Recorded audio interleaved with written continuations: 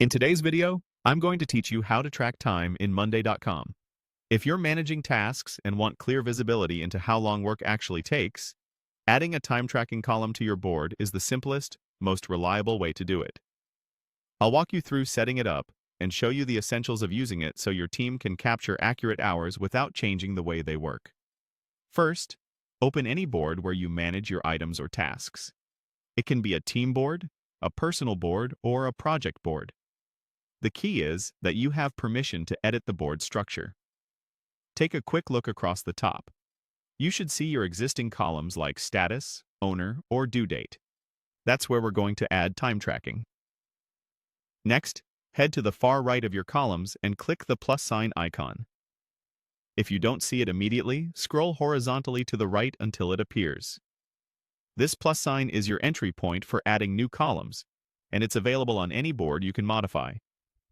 Clicking it opens the column options so you can choose exactly what you need. From here, select the option that opens the full list of available column types, often labeled More Columns. This takes you to the Column Center, where you can browse everything Monday.com offers. There are many column types, but we're focusing on one that captures work time accurately with a built-in timer and manual entry options. In the search bar, type Time Tracking, then select the Time Tracking column and add it to your board. You'll now see a time tracking cell for each item. To use it, open an item's cell and start the timer when you begin working. Pause or stop it when you're done, and the time will automatically log to that item. If you forgot to run the timer, you can add a manual session by choosing the start and end time. The column will total everything for you. You can also adjust or delete an entry if something looks off, ensuring your data stays accurate. A few quick tips to keep things smooth.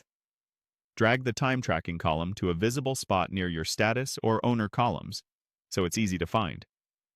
Consider renaming it to fit your team's wording, like work hours, and make sure teammates who need to track time have permission to edit the board.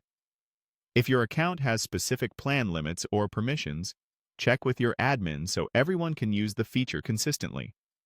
That's it. You opened your board, added the time tracking column, and started capturing time in a way your team can trust.